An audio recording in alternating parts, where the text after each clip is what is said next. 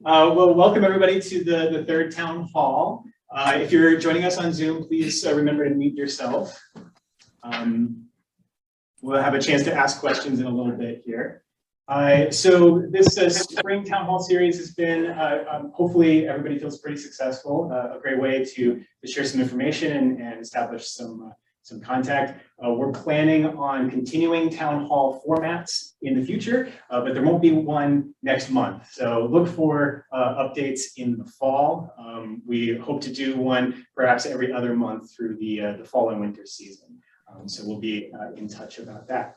But for today, we're all in for a treat because we've got our Director of Science and Education here with us today, Melanie Tluchek. And she will be sharing about combining science and education and how that is important for the future of the Conservancy. And that's just one half of today's presentation. Art Brands, our CLT chair, will be sharing some information for the second half about the process for becoming a steward and how that's changed over time. So we're really excited to hear both of these presentations. There will be plenty of time for questions. If you're joining us on Zoom, please use the chat and you can send questions to the steward events. And that'll be me. I'll be moderating the questions for us today. If we're here in the room, there'll be a chance to ask questions as well. All right, so with that, let's welcome Melanie. Hi, thank you for having me. First off, I want to say I am so excited. I've been back with the Conservancy for a while, but I'm still excited to be back. Many of you know that I worked for the Conservancy for about 5 years between 2012 and 2017.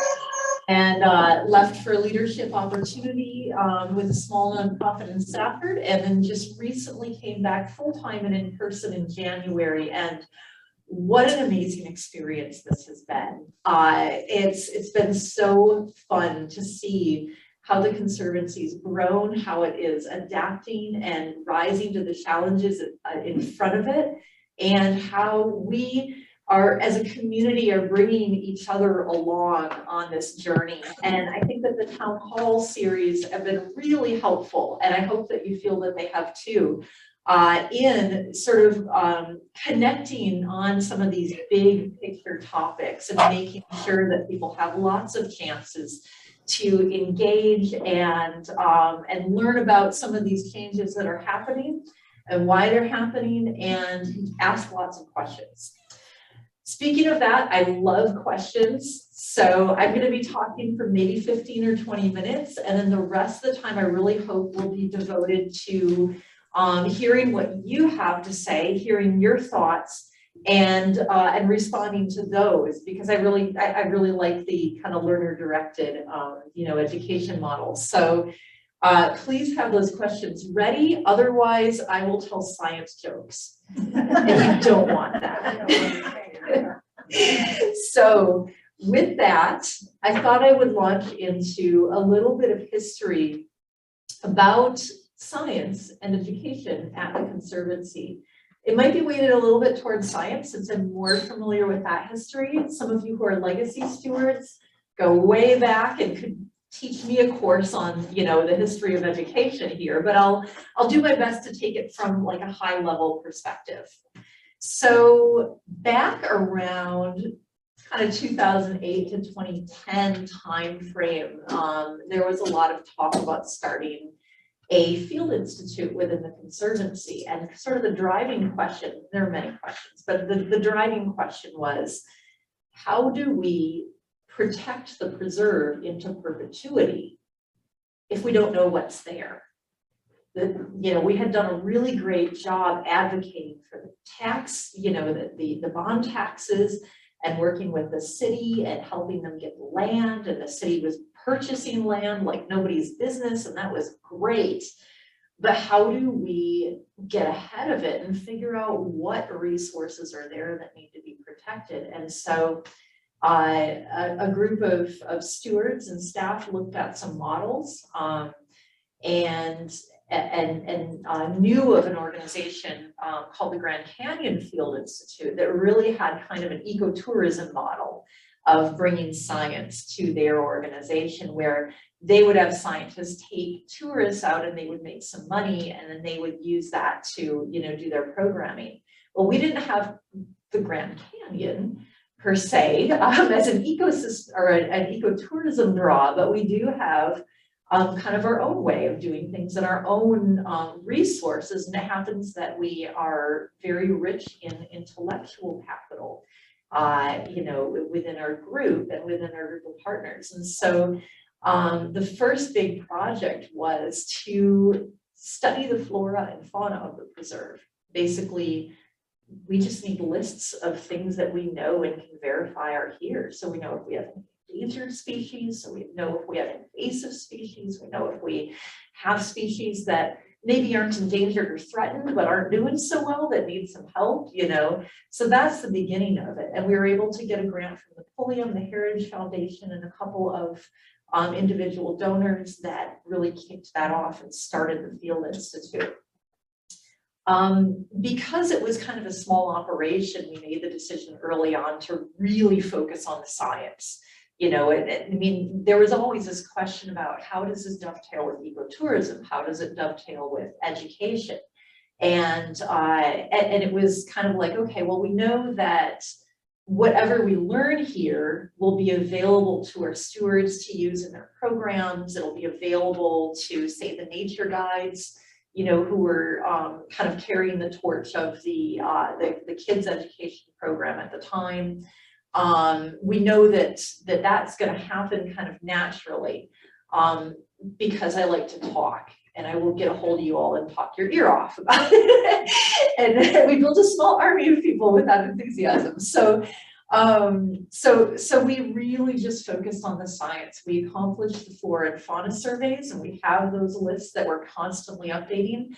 And then we moved into, okay, now that we know what's there, how do we protect it? And so we started developing monitoring programs, put together the Science Advisory Committee.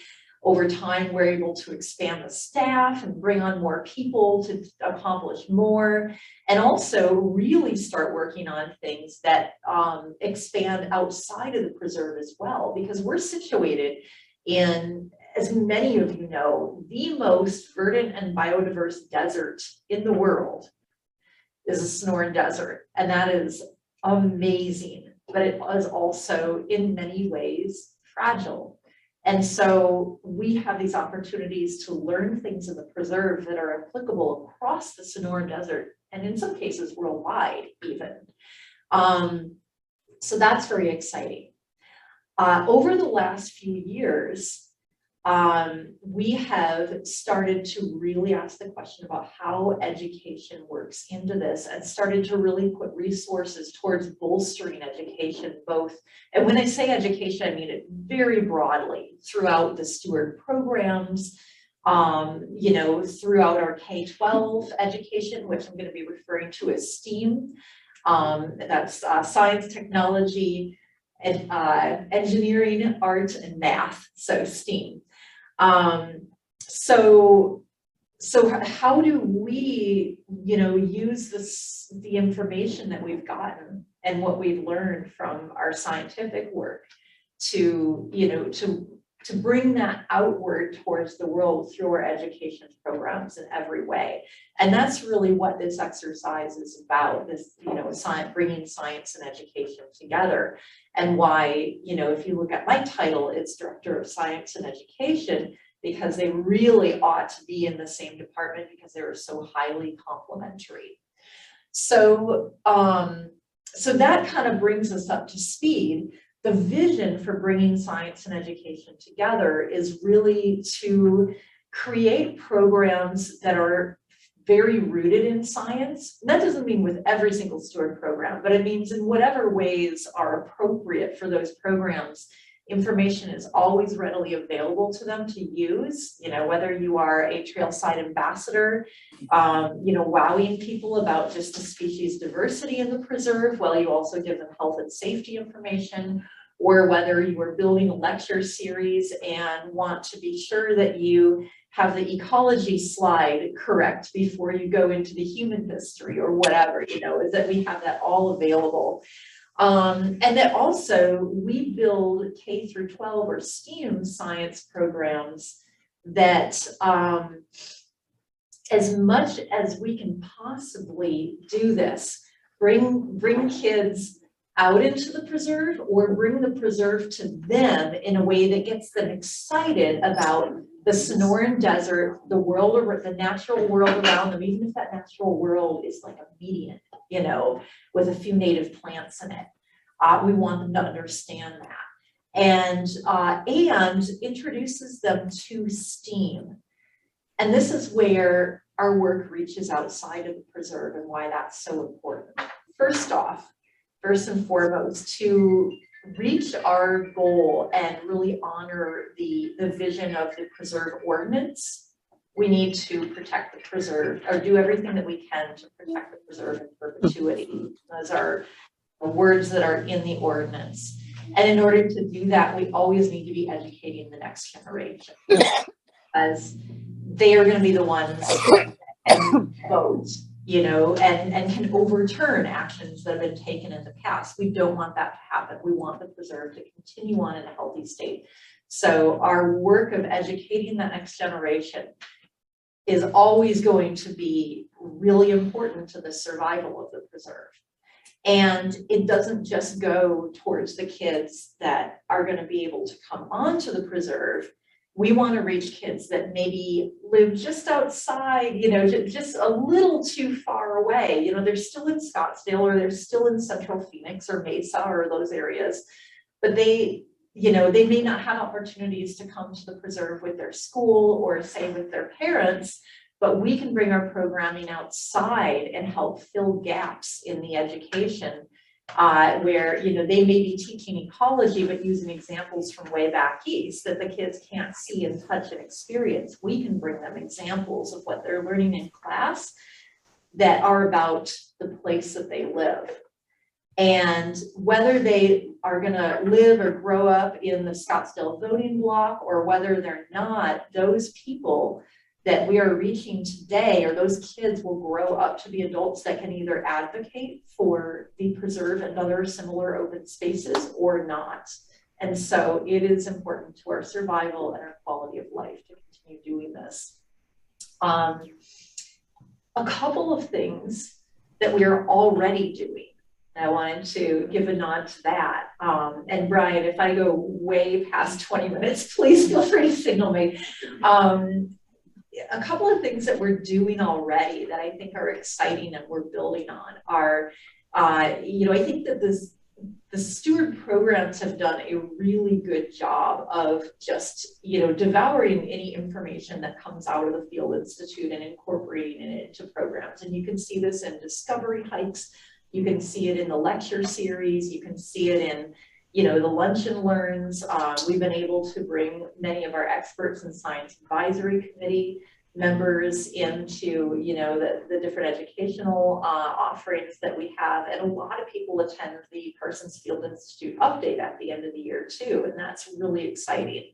So I love seeing those efforts, and I want to continue and promote that so that you know, new information is always available, and that people can take those that new information and present it in the way that is appropriate to their audience. So, like, you know, people from bike and walk tours can say, okay, like that lecture on restoration was really awesome. My audience here is not going to understand that, but I'm going to take the, you know, because I know how to do a bike tour, whatever, you know, I can take that and translate that to a bike tour and condense it down to something that's going to connect people with the restoration. So I love seeing that happen. We want to just make sure that the flow of information is always there so that can keep happening.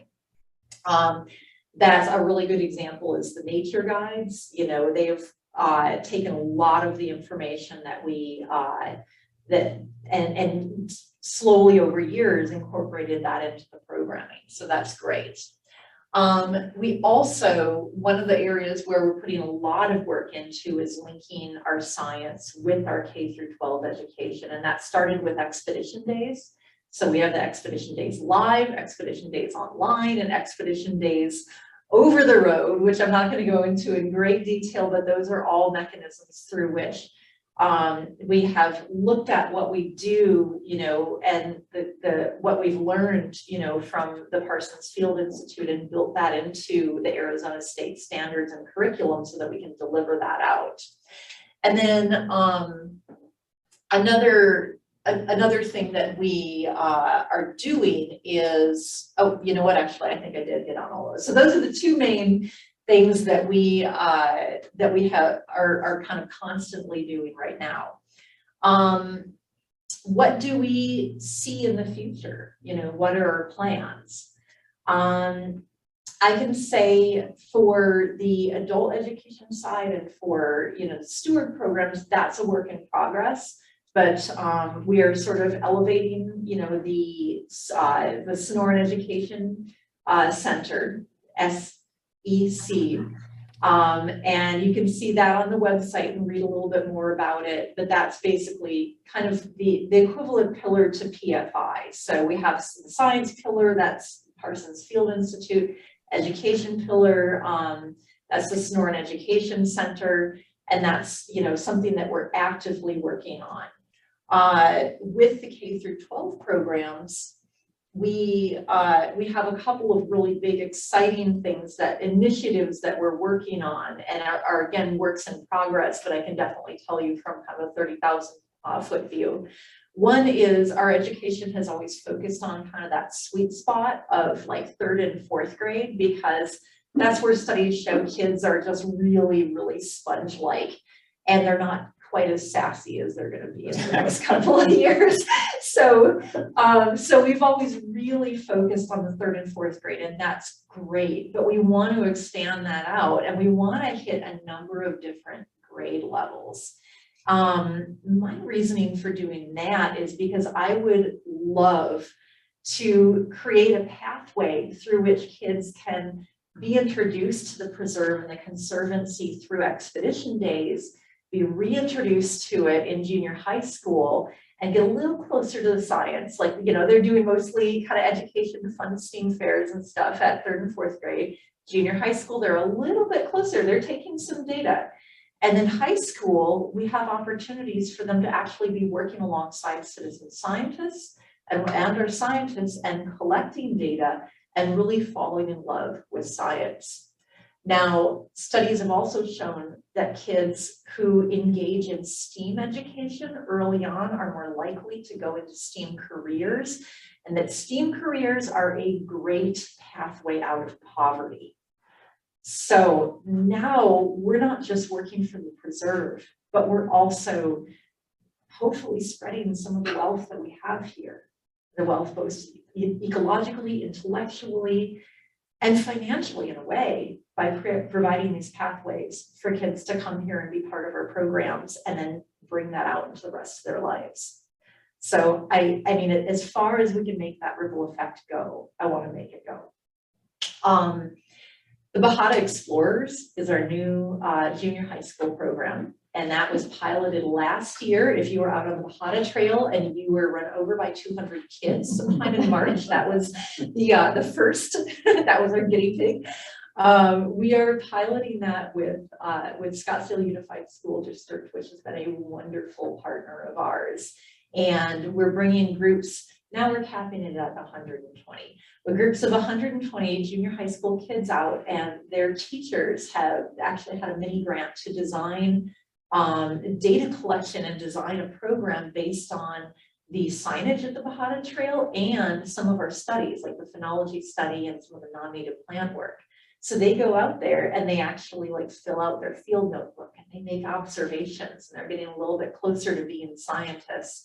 And that all takes place on the Bahada Nature Trail, which is just set up so beautifully for it. This year, our goal is to have, you know, twice as many, not on the same day, but twice as many kids out there, but they'll be spread throughout the year rather than piloting it in a small, you know, a 1 month period. So that will make it a little bit easier on everybody, but we'll be working with all of the programs to let them know, like let our trailhead ambassadors and patrol know when they're going to be out there, so they can help inform the public of what's going on. And then the really exciting idea that we have for high school is to develop a Living Labs program. And this is something Scottsdale Unified School District is also really excited about. The idea, and right now it is an idea, so it's malleable. You know, we'll be working with it over the next year, is to have our restoration plots in the preserve, and paired restoration plots at high schools.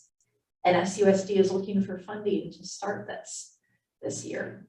And of course, these are two very different environments, but they would allow the kids to help out with the data collection on our restoration plots here in the preserve, and, you know, monitoring those alongside our citizen scientists, and then do the same monitoring protocols on their restoration plots at their high school. And that just creates such a rich environment for them to experiment and learn and see how this actually works. And it also opens the door to tons of partnerships who can help, you know, of different organizations who can help supply plants or supply different types of expertise. So very, very exciting, and the sky's sort of the limit.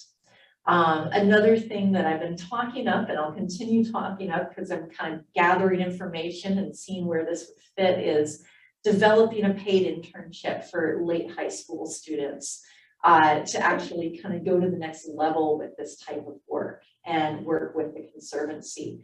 Ideally, I would love to see those internships be able to take advantage of both, you know, the resources here and the rich intellectual capital that we have at the Conservancy in our stewards and our staff.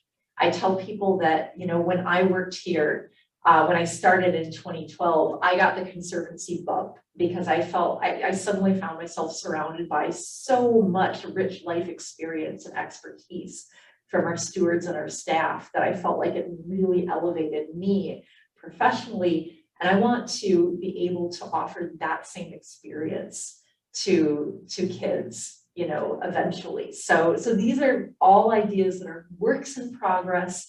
I love feedback and ideas. So if you are interested, please contact me after this and sit down with you and pick your brain, see if you've seen this done elsewhere or have any ideas of your own. And, you know, that's how we build great programs. So I'll go ahead and take questions. Excellent. Thank you so much, Melanie. For those of you on Zoom, please remember to send questions to Steward Events if you have any, and go ahead and you can send those in now. But why don't we start first with anybody in the room? Was there any questions from that? Yes. Melanie, what's the most efficient way to have a classroom in a certain school, you know, sign up for one of maybe the new program that you have? Do you work through the principal, through the teacher, through you? You know, how does that happen? Yeah, well, we actually have a web portal where they can sign up. So the teacher? Yes. So the teachers sign up for those programs, and we'll use Expedition Days on the road as an example. So we send out advertisements to the teachers, and we've used something called Peach Jar, which is a little hard to pronounce. And it's also, it goes out to all the teachers, and it's a trusted resource, because if I were to individually, you know, as an unknown person, email a teacher, they get a million of those things. So Peach Jar gets into the teachers' inboxes, and they see all kinds of educational opportunities, and we've used that.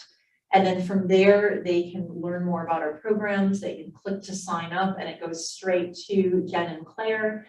And they will start, you know, working with our folks to get them locked in. And they provide the transportation, we do not. We actually, for Expedition Days on the Road, we come to them. Oh, so you go to the school, yep, come out. Okay. Exactly. And then for Expedition Days Live, the schools come to us. And of course, we have we have a grant that helps augment the transportation for Title I schools. Thank you. Mm-hmm. All right, so there was a question from Zoom from Max Sukenik. She'd like to know if you could tell us more about the plans for the Sonoran Education Center. Yeah, Well, the short answer would be no. Actually, again, from kind of a 30,000 foot view, because that's something that is really in flux. We've got, you know, numerous discussions going on about where things are going to go. But I can say that the Sonoran Education Center is envisioned to be really synonymous with the Parsons Field Institute. So the way the Parsons Field Institute is structured is we have staff and our scientists, and then the citizen science program, which are all part of the Parsons Field Institute. The citizen science program is the delivery mechanism. So that's, you know, the small army that, you know, puts into effect the scientific projects that we develop. And there's a lot of like co-development that goes on there between the leads and everything. But the Sonoran Education Center is really envisioned to be very similar to that, where you've got, you know, staff will have a education advisory committee, and then we have some different delivery mechanisms in the steward programs that are involved with it. Those delivery mechanisms are right now what we're working on. So, all right, any other questions for Melanie here? If anybody on Zoom would like to unmute and ask a question, feel free, just make sure you identify yourselves.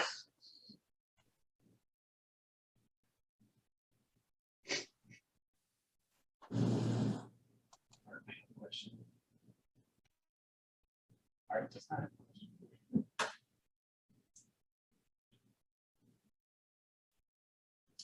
Well, if we were talking about the delivery mechanism that Sonoran Education Center might have, could you maybe explain how that might overlap with Expedition Days on the road in particular? Yeah, so Expedition Days on the road is already is functioning as a delivery mechanism. It doesn't sit within the program. You know, it's kind of where we refer to it, as well as, you know, the other Expedition Days Online and Live, the Bahada Explorers, and the Living Labs will all be part of STEAM, you know, which is kind of something that exists in the Sonoran Education Center. It's, you know, it was really developed by our staff members at the request of, with specific deliverables in mind. So it kind of is already locked into like the curricula and, you know, based on the science and things like that. So it's not, when we're looking at, you know, other aspects of the Sonoran Education Center, that may involve an evaluation of a program and ways, you know, looking at ways that we can lock it in with the science, kind of, you know, working backwards a little bit, whereas this one's kind of like, it already came out prepackaged. Great, any other questions? Giving you guys a chance to think of new ones. Brian, this is Art. Yeah.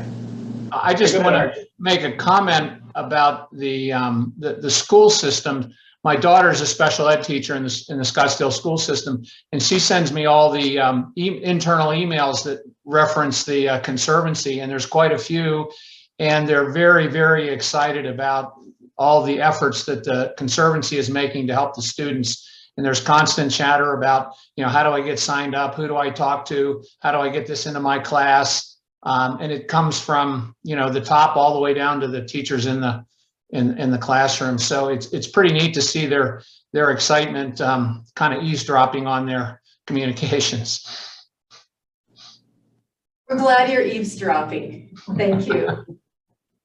Yeah, that's really exciting. And I think, you know, everybody in this organization should be proud, because, you know, no matter what part you've had in the organization, you've gone to building something that now has, you know, such a spotlight from multiple districts. It's not just Scottsdale. You know, we're piloting a lot of our programs with Scottsdale, but we are working with Mesa and Gilbert and Phoenix. And, you know, with the online modules, the sky is the limit. You can use that just about anywhere. So it's is really fun. And Art has forwarded some of these emails, and it's really fun to see our messaging getting out there and being received so positively. Melanie, this is Rick Parsons. In the fall, what do you see as the biggest need for stewards for your programs and what you're planning on start as we ramp up in the fall? Yeah, absolutely. I would say with respect to the K through 12 or STEAM education, we're going to need a small army to help run Expedition Days live. We're bringing that back for the first time in 2 years. We're confident because it's an outdoor activity, and like pretty safe. We are definitely going to have it the first week of November, and we will need stewards to help out with booths, with helping guide groups of kids, with helping distribute water. I see smiles throughout the room because a couple of you have been involved in this effort. And there's going to be a lot of planning leading up to that. If you are interested in helping, please contact Claire. You can find her information online, or I can just say it's claire@mcdowellsonoran.org. She is putting together a committee right now, a planning and implementation committee for the Expedition Days live. And I have to say, we're doubling the number of kids this year from what we did last year. We have funding to do that this year, and it's really exciting. And we've gotten, the city of Scottsdale is behind it. So we are having 4 full days of 3rd and 4th graders, and then that Saturday, the first Saturday in November, is going to be the public day. So that's a really, really big lift. We definitely need more people with the Expedition Days on the road, and this is our newest program. That's where we take some of the Expedition Days modules out to classrooms, and we basically clear the classroom and put these, they're all designed as games that 3rd and 4th graders can play, and it's like very self-directed learning. So we put them on the floor and kind of guide the kids through, but the kids are the really ones doing the work, and they don't know it. And so we need stewards to help. A lot of them are starting off by shadowing and just kind of observing, and then being mentored into this process. So again, we usually need 1 to 2 stewards per classroom, but we're getting booked up with classrooms. Like it's become a really popular program. So if that interests you, know that A, you can reach out to Claire or Jen for that one, and B, you're not going to be thrown into a classroom. You'll be, start off as a shadow and kind of mentored into it, and won't be expected to really lead things until you're comfortable. So those are the 2 big needs in the coming year. Bahada Explorers, we're definitely going to need stewards to help out with that. We usually need 3 to 4 stewards per school group, and that one's a really relaxed project. We kind of let the teachers handle it, but we're just there to make sure kids don't run off into the desert. So that's kind of a fun one. You get to spend the day kind of wandering the trails and being like, oh, don't go over there. Look, there's a pat rat nest over here. So we definitely will need people for that. Okay, thank you. Mm-hmm. Yeah, I had an opportunity to help out with Bahada Explorers this spring, and it was pretty laid back, just like that. It was nice. I haven't had a chance to be in the classrooms yet, but maybe this fall. Definitely. All right, other questions for Melanie about science and education? Maybe. All right. Thank you. Any last thoughts? Anything else? No, just, we'll continue to provide updates. We want your involvement. We'll be doing lots of call outs for committees, little think tanks, and lots of call outs for volunteers with the kids programming. And you will be seeing more about the adult programming as we develop our delivery mechanisms for that.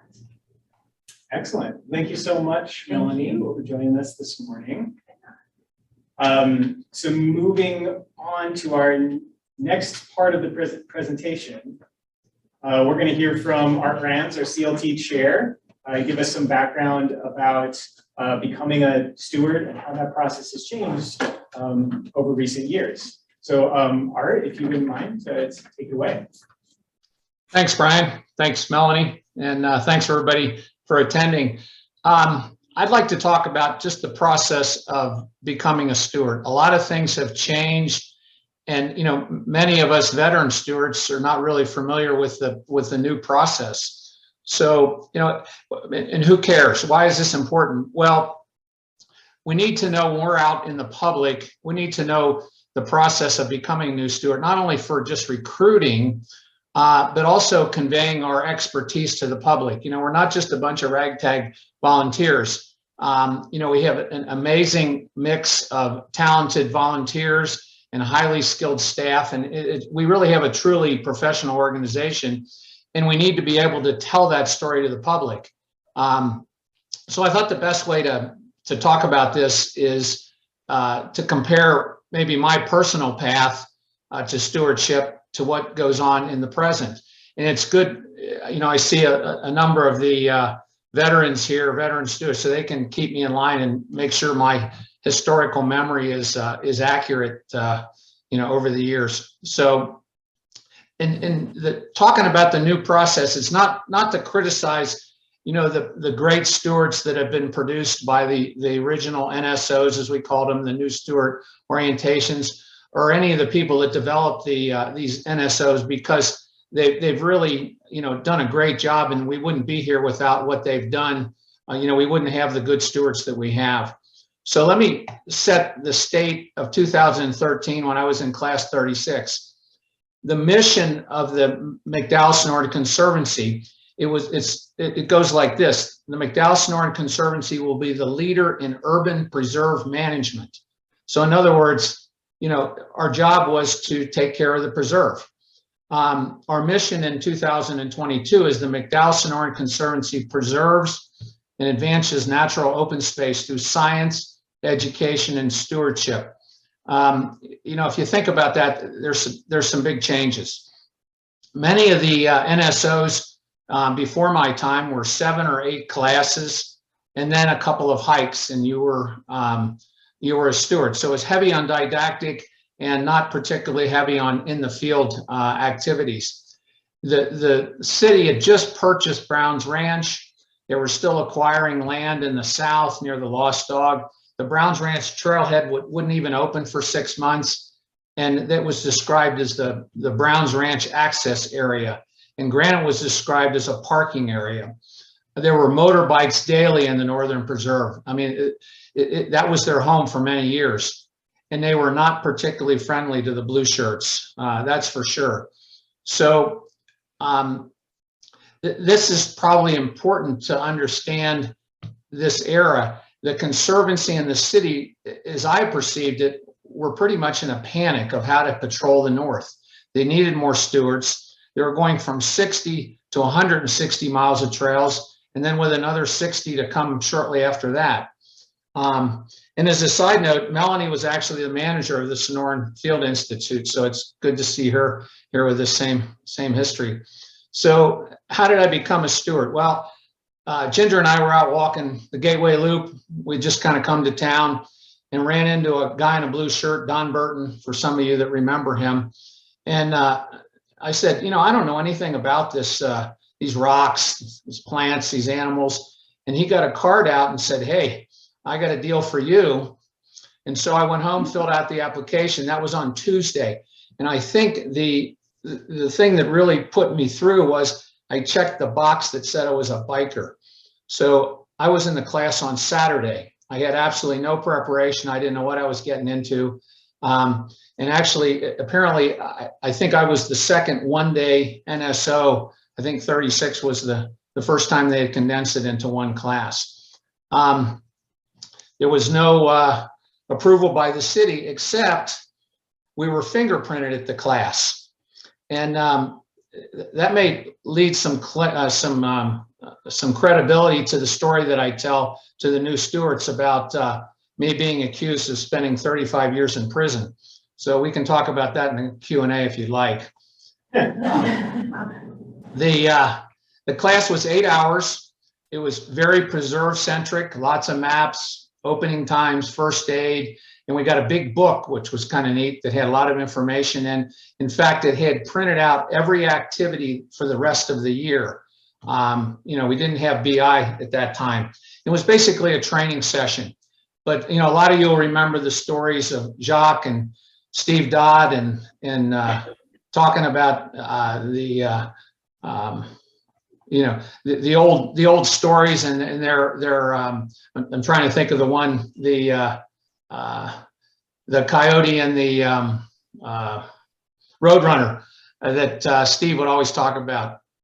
So I got a mentor that came to the class. I also, because we had no information before the class, I didn't really know what I was getting into, as I said. And so I come from a family of concrete people and construction and maintenance, and I checked the box that said construction and maintenance. So Paul Staker came to me at lunchtime and said, "Hey, I hear you're interested in construction and maintenance." And he started talking about picks and shovels and digging drains. And I said, that doesn't kind of fit with what I wanted. But then I had my mentor, and unfortunately, my mentor, I saw him on Saturday. On Thursday, he was dead. So I thought should have taken that as an omen, but I kept going. So the requirements for becoming a steward were basically, you come to the class and you do 8 hours. So what did I do? I did the 8-hour class. I did 3 hikes. Carol Burton, who was the patrol chair at the time, took me out on a patrol ride orientation. She said, "We need you out there right now." So I didn't even go to the class. She just took me on a patrol, and I did 2 more patrols on my own, and I was a steward. So, I knew the trails, but that was about it. I really didn't know a whole lot about the Conservancy other than what I had been kind of fire hosed at me on that Saturday afternoon. So, and then, by the way, I did come to one CLT meeting a couple weeks afterwards, but I didn't go back for 5 years. But when I did come back, look what happened. I got this job.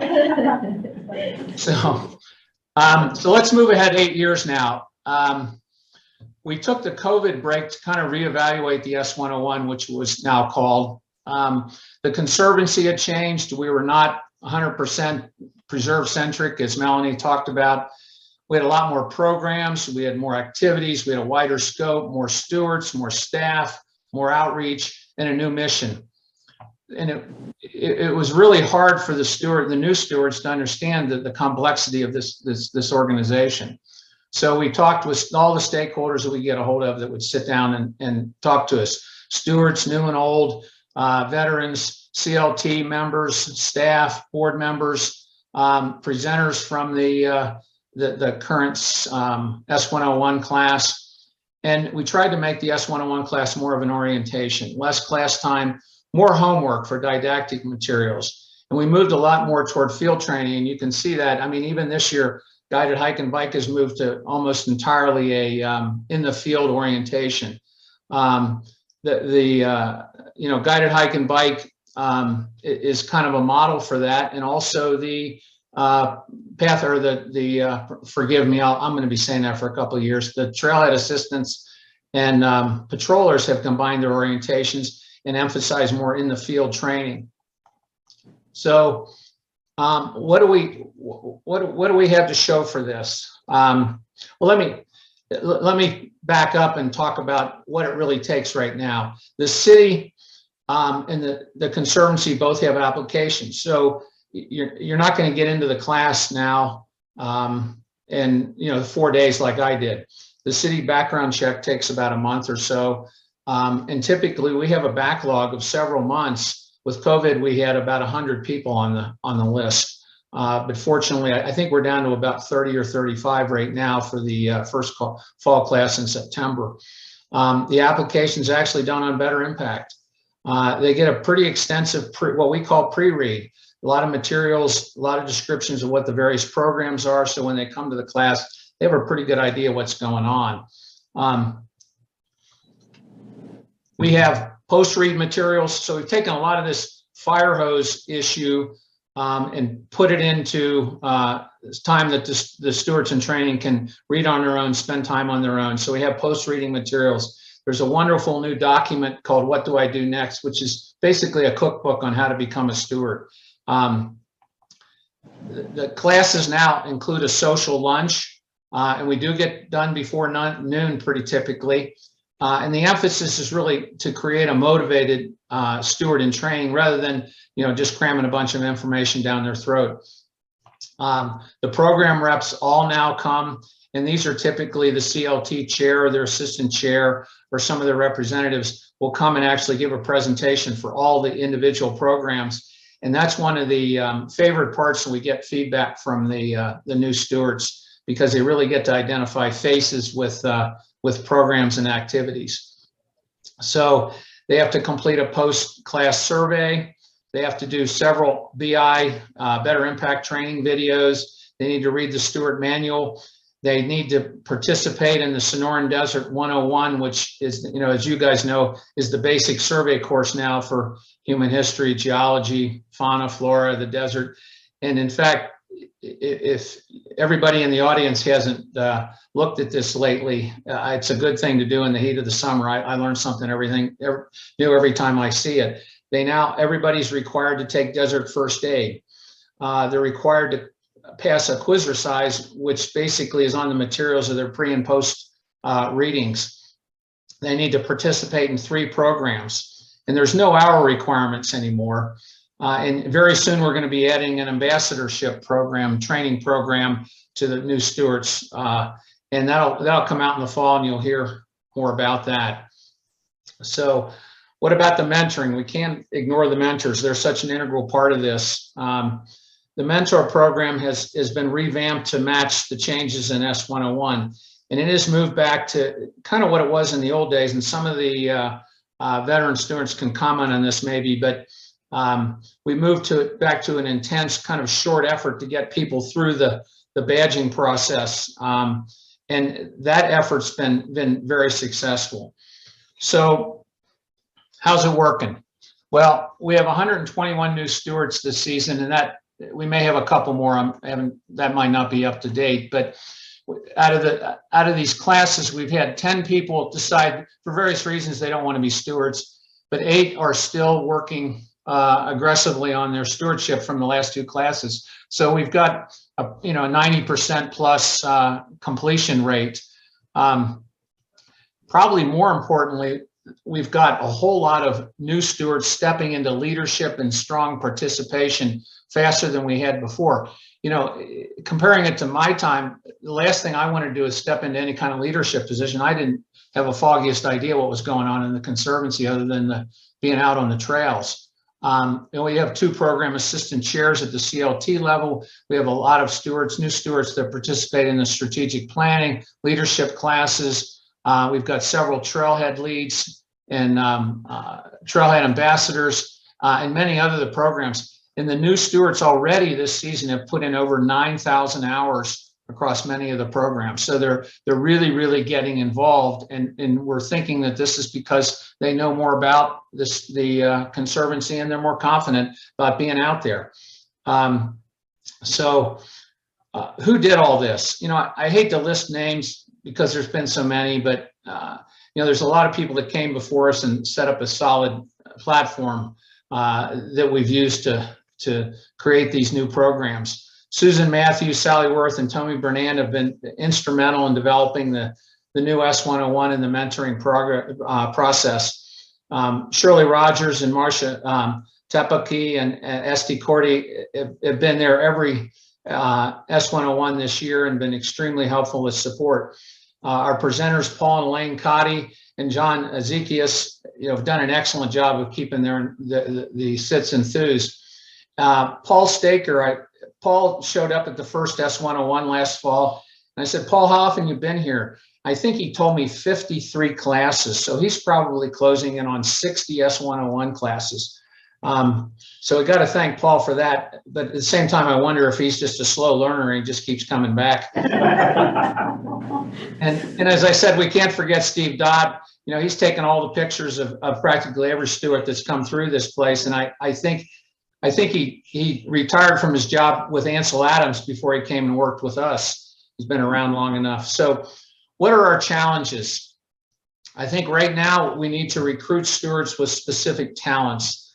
We have wonderfully talented people in this organization. And that's one of the things that, I really love being part of the organization, because of so much that I learned from being with such high caliber stewards and staff.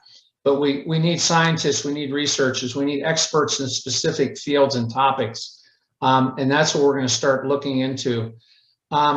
So, consider my path in the new system. And I think we have better trained and highly motivated new stewards. What we don't know is, will this help the long-term retention? We haven't been doing it long enough. And, how will the new stewards mature personally and as stewards? History tells us that stewards that get involved early stay involved.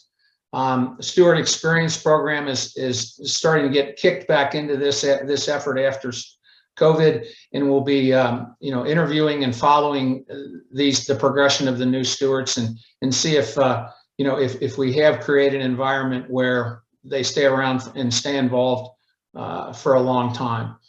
So with that, I have a couple of questions that were submitted earlier, but I don't know. Brian, do you want to start with any from the crowd? Yeah, thanks a lot, Art. That's a great overview. Anybody here in person have any questions for Art for now?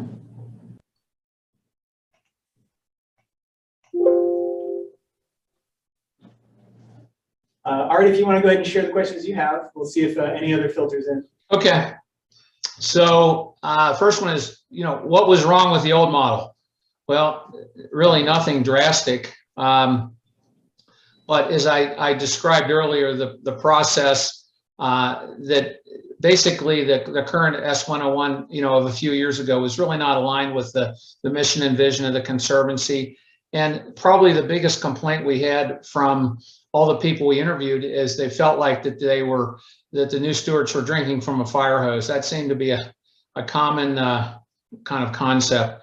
So we've tried to make this more effective and more information before and after the class that the new SITs can digest on their own.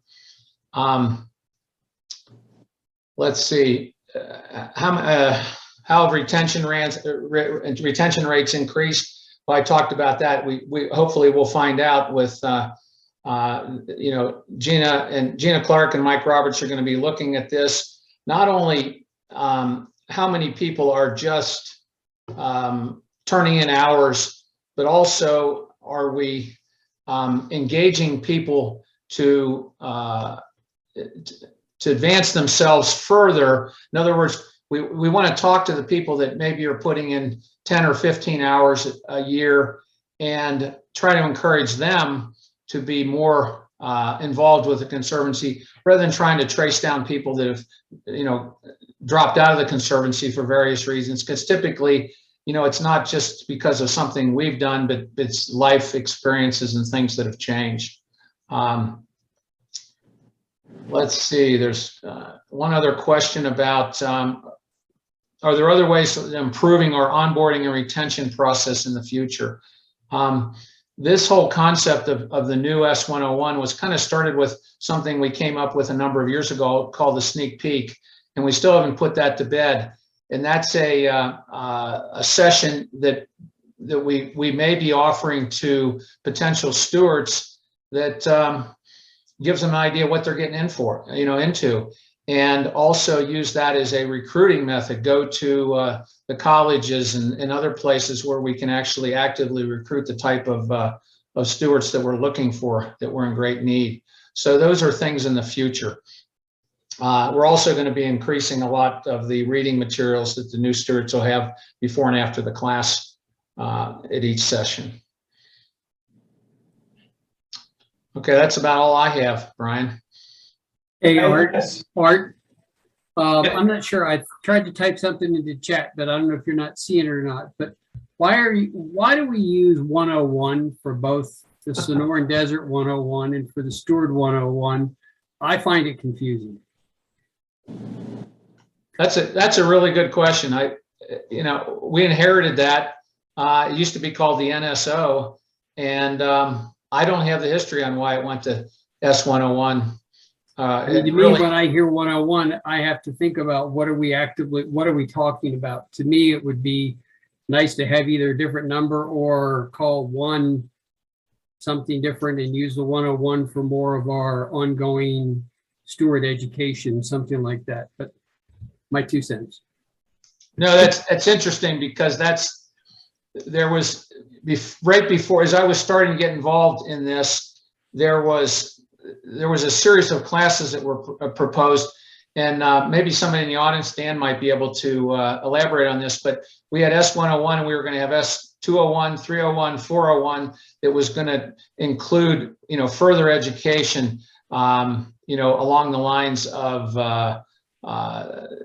things like the Sonoran Desert 101, but why we got stuck on that's a really good point. Maybe we should evaluate that, Rick. And that might have the opportunity under the education to have multiple 101s, 201, 301, but the new store, the NSO or whatever that is, to me, I'm not sure why 101 for that doesn't make sense to me. Appreciate it. Yeah, thanks for sharing, Rick. Anybody else on Zoom, feel free to unmute to ask a question or drop it in the chat. We'll give everybody one more chance. Yes, we've got Sam in the back there. About a year ago, I think there was outreach to stewards that you hadn't seen in a while, maybe even a long time. And I think that there was a class or a series of classes that you could kind of get up to speed and sort of refresh your stewardship. So is it once a steward, always a steward, or you really do have to go back and get re-certified, or what's the process there going forward? So Art, did you catch that? I think I got most of that. Basically, it was, are we going to require further education to remain a steward? Yeah, if there are stewards that want to return to stewardship after X amount of years away from the Conservancy. We did have a number of those approach us after COVID and say, I haven't been out there for 2 years, and depending on, we were going to start a program. We decided to tackle this as an individual one-on-one. So we had occasions where people had not been involved for 6 or 7 years and they went through the new S101 class. We had other people that hadn't just been involved for a couple of years and wanted an update, and we kind of gave them a personal course and took them out in the field and reintroduced them to the programs and got them involved that way. We thought that would be a bigger issue, and we were going to start a program, but we found that just one-on-one individual as needed seemed to work quite well. I'm sorry, do you want clarification? All right, well, there's a couple in the chat now. John Martinson asks, has there been thought to making stewardship more social? Yes, that has been a struggle from day one, is how do we get stewards to become, to find friendship within the Conservancy. And we're actually looking at a program where we have a social, maybe a month or two for each class, where they get together and just kind of share experiences, throughout the year. John, if you've got any other ideas, take me offline and we'll talk about it, because that's something that we've struggled with and tried to mix getting a lot of information to people at the same time giving them time to get to know other people. Yeah, I think John had a follow-up to that, just speaking about allowing stewards to have more of a social profile with interest on our portal. Like maybe we could talk about the current Facebook groups versus the capabilities of Better Impact. I'm trying to decide. Yeah, there's a lot of questions. There's a lot of ideas there. I think the Facebook program, or page that Tony actually started a number of years ago has been a pretty big success as far as day-to-day things, in actual physical showing up at places. We've had a lot more program social events this past year that we've recovered a little bit from COVID. But I think the idea of probably, I think what you're after, John, is to have some sort of a place where we have a repository of these social profiles and interests so that people could, other stewards could access them. Is that kind of what I'm hearing?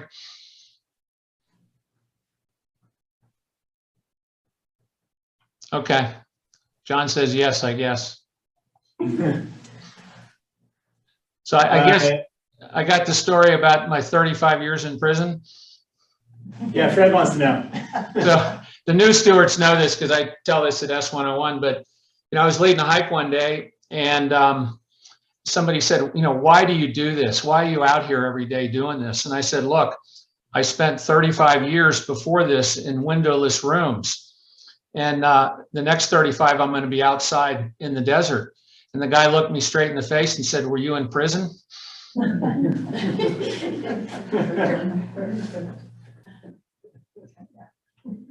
Oh.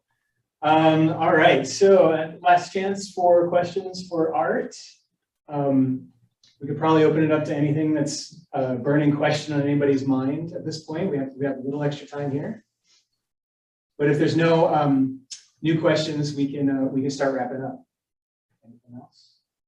I just want to say something about the women's hiking now. There's a group I think it's part of the Conservancy now, the women's hiking group.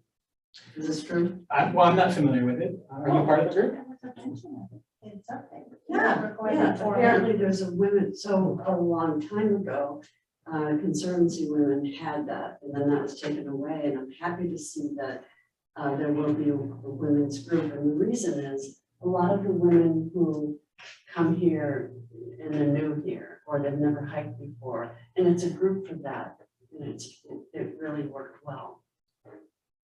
That's great. I'll have to figure out who is leading that. I can give a little history on that. The Conservancy Women was an organization that was started early in the Conservancy. And it was basically a support group. It was a fundraising function and a social. And they had some, I used to sneak into a couple of them with Ginger. They were wonderful events that they had. And I think I'm not sure of the history of why it faded away. But I will say that if you're interested in kind of easier, simpler hikes that are not mountain climbing expeditions, that the guided hike and bike, you're going to see more and more walks and kind of just going out and roaming around the desert in an easy manner, that not just for women but for anybody, that will fulfill some of those things that were present in the the Conservancy Women's program years ago. It worked really well for a lot of people. Okay. Yeah. I'll have to get caught on there. All right. Any other questions for Art? You're taking too much time being at the Conservancy. Ginger told me. Uh-oh. Just wanted to know. All right. Well, She says she's always doing stuff at Conservancy. Oh, right, yeah. well, thanks everybody for joining us today. As I mentioned at the beginning, we do plan to continue town halls, but probably not starting them again until the fall sometime. So keep an eye out for emails that are going to let you know about the topics and the times. And in the meantime, certainly if you have any questions, please feel free to reach out to the staff. We want to be as open and as available as possible at all times, not just for the town halls. So, so thanks again, everybody. Enjoy your day. Thank you. First time. Yeah.